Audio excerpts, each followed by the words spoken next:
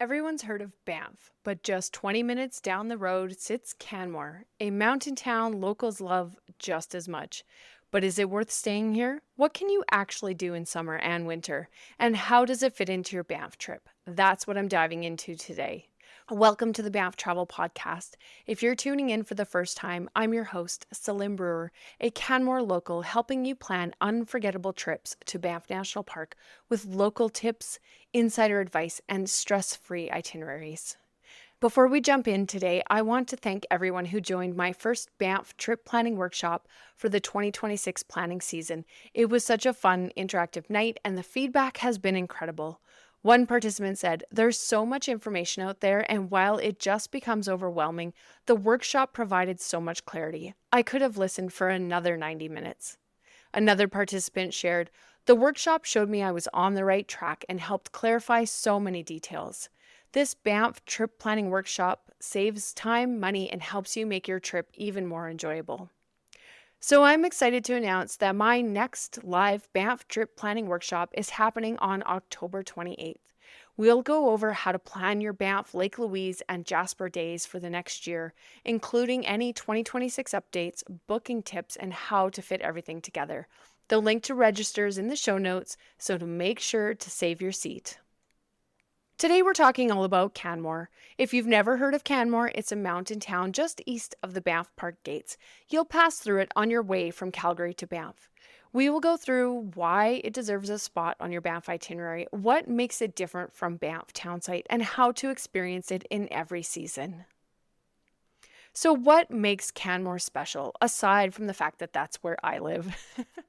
When looking for places to stay, you'll find it to be both more affordable and have more variety in the types of places to stay in. Hotels and Airbnbs in Canmore are often cheaper per night than Banff in the peak summer season.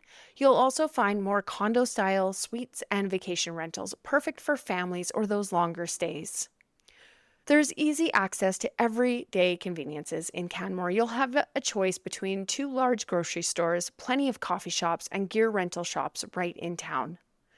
While Banff definitely has the feel of a resort town, you'll feel less of that in Canmore. It will be less busy, and you'll still get the same incredible mountain scenery and tons of great restaurants. Being just 25 minutes or so from the town of Banff, you can easily explore the entire region from Canmore. And similar to the town of Banff, it's also incredibly walkable. Now here's a little insider tip. If you're planning an extended stay, say a week or more, Canmore often makes the better home base because it has those condo-style accommodations where you can cook some of your own meals, have breakfast before you head out, and easily get groceries to make picnic lunches. As I said, you can explore the entire region from Canmore. With the town of Banff only 20 to 25 minutes away, Lake Louise and the start of the Icefields Parkway only an hour away, plus you're just over an hour from the Calgary International Airport. It makes Canmore an easy stay either for your arrival or departure days, even if you have plans to stay elsewhere. Now, what you're going to find on the flip side is that Canmore has far less tourist attractions than the town of Banff, which is a perfect segue into what there is to do around Canmore. I'm not going to talk about anything within Banff National Park. I'm just going to focus on Canmore itself and a little bit of Kananaskis. Now, don't worry, I'll do another episode on Kananaskis too. So let's start what there is to do in Canmore for the warmer seasons. First on the list is Quarry Lake. What was once a former open pit coal mine has been transformed into a lake with grassy banks and surrounded with mountain views. It's the local swimming hole with a very small rocky beach area.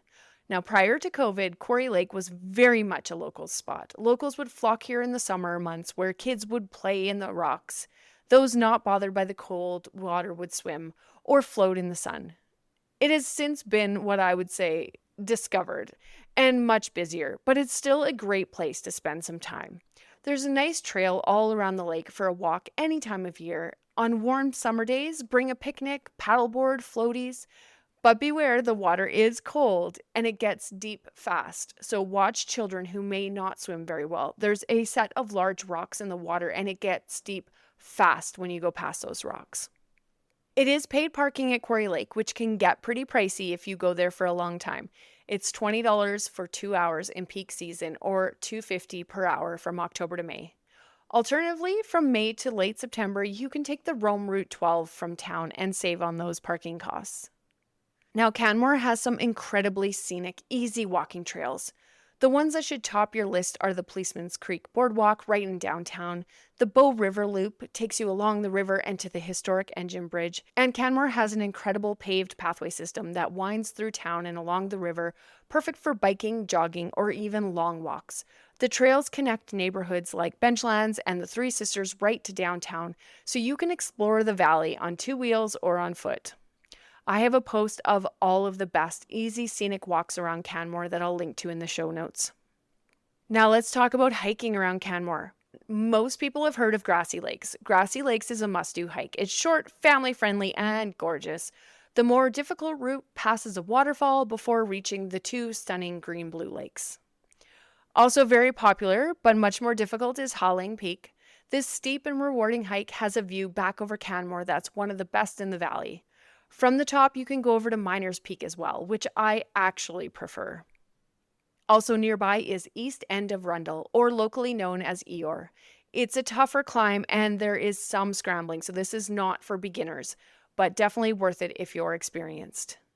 Canmore is also somewhat surrounded by Kananaskis, so there are so many other hikes for all physical abilities within easy driving distance.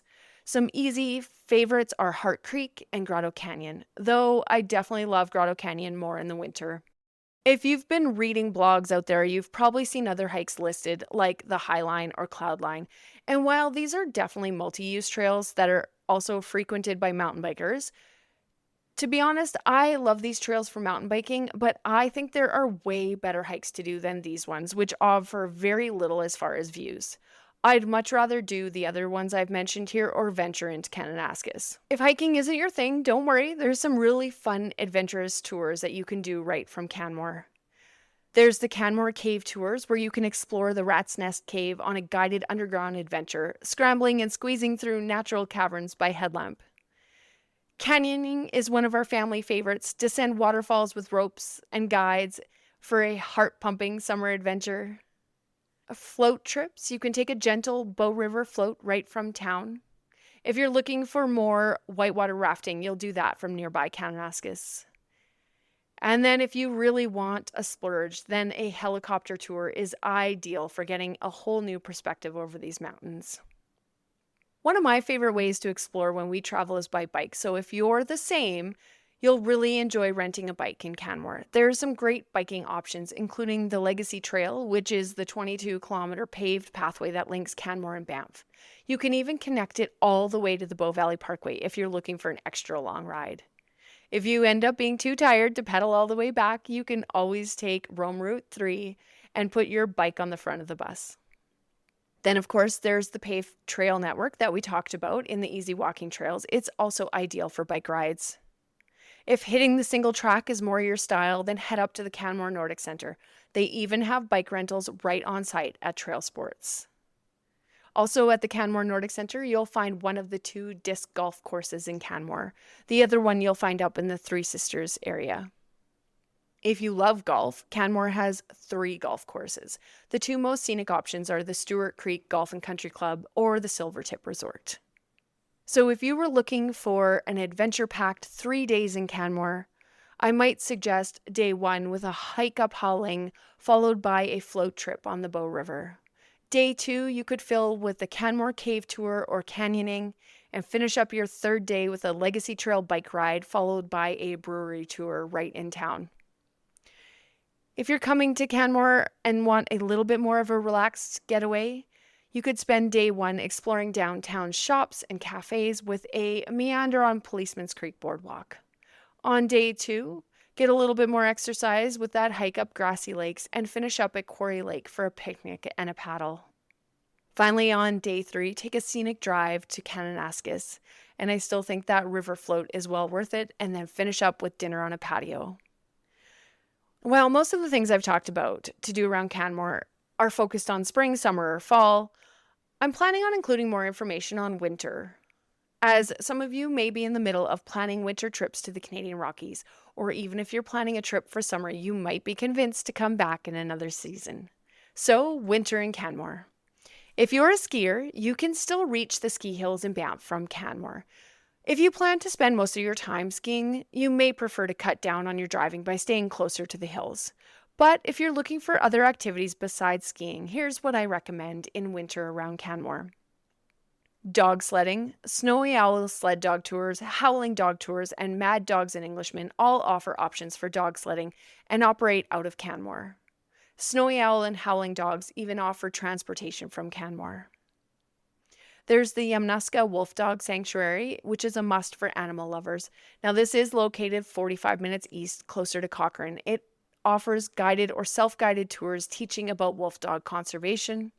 I told you that I like Grotto Canyon more in the winter, and it's because the Grotto Canyon Ice Walk is one of my favorite things to do in the winter. From frozen waterfalls, those high canyon walls, and icy floors that shine blue in the sunlight. You definitely need micro spikes for traction. And if you're not comfortable doing this on your own, you can always book a guided tour. I'll leave links to them in the show notes. If you want to try out cross-country skiing, the Nordic Center has groomed trails, a night loop, rentals right there, and a cozy day lodge. It's a great place to learn to ski and take some lessons. For even more outdoor fun, you'll find outdoor skating rinks around Canmore, including on the pond in town. And there are also some fun sledding hills like the one at the Nordic Center. For those of you who are more adventurous, you can try some beginner ice climbing lessons with Alpine Air Adventures, or you can still head underground with Canmore Cave Tours, which operate year-round. During your visit, and if it ends up being a really cold day in winter or even a rainy day in the spring or summer, indoor options in Canmore include Elevation Place for swimming or indoor climbing. You can browse the downtown galleries and cafes. Arts Place often hosts live shows and exhibits, or even a Canmore brewery tour. If you're coming in winter and you really wanted to try snowshoeing, I highly recommend heading into Kananaskis or booking a tour at Sunshine in Banff or the Lake Louise area. You'll find much better snowshoe options than in the town of Canmore. Now, I just want to give you a few more tips for winter in the mountains. Micro spikes are a must. Snowshoes are great if you have fresh snow, but often the trails are packed down, and micro spikes are ideal for any ice or those inclines. Whether it's spring, summer, fall, or winter, you always want to check trail conditions, and in the winter, you want to also be checking avalanche conditions. You want to make sure you aren't venturing into avalanche terrain unless you're prepared and know what you're doing. Winter tires can make all the difference in the winter, but you'll need to confirm with your car rental company. Typically, you'll need to pay an extra amount each day for true winter tires. While we love those extra long days here in the summer, the daylight is short and the weather changes quickly in the winter. I'd plan activities earlier and keep them shorter in the winter. Of course, you want to pack some layers, hand warmers, insulated boots, and even a thermos with some hot chocolate or tea. Now, we've been through all of the amazing things to do, but what about eating out in Canmore? I have that full restaurant guide that you can grab for free that includes some of my favorites around Canmore. You can find that at travelbanffcanada.com/support. Some of my favorites you'll find in there are Rocky Mountain Flatbread, Crazy Weed. For lunch, I love Community, JK Bakery, or Rocky Mountain Bagel Co. Coffee, Eclipse is usually my go-to in Canmore, and the Grizzly Paw Brewery, of course. But there are really so many good options. It just depends on what you're up for. Just a few more things to know about Canmore. Getting here is around an hour and 15 minutes from the Calgary airport. You don't need a park pass for Canmore itself or around town, but you'll need one once you enter Banff National Park, or you'll need the Kananaskis Conservation Pass for parking at places like the Canmore Nordic Center, Grassy Lakes, Howling, or anywhere else in Kananaskis. You can get the Kananaskis Conservation Pass online. There's no need to get it until the day you need it, as you'll need the license plate number from your rental car anyways. For getting around Canmore, as I mentioned, the town itself is quite walkable. We have 3 bus routes in town that are free. In the summer, the Route 12 runs up to Quarry Lake, the Nordic Center, and Grassy Lakes. You can also use Rome Route 3 to get from Canmore to Banff. Just note that this one is not free. There are several good tours that run to Lake Louise and Moraine Lake right from Canmore in peak summer season, and then a lot of the other tours run from Banff. If you happen to be staying in some of the other nearby communities like Harvey Heights or Dead Man's Flats, it's important to know that they are not serviced by any public transportation. You'll need a rental car to get around, and similar for exploring into Kananaskis. Now, to finish up, where does Canmore fit into your Banff trip? If you're deciding where to stay, choose Canmore if you want space, condo-style rentals, and a quieter local atmosphere. You'll also need to be okay with that extra 20 minutes of driving each way. Choose Banff if you want to walk everywhere, minimize driving by using public transportation and tours, or if you just want to be more central with less driving each day. If you have the time, you could spend a few nights in Banff, move up to Jasper, then finish your trip in Canmore, being closer to the airport. There really is a variety of ways you can do this. It really depends on how much time you have, how much you want to be changing hotels, and which town you'd prefer to stay in.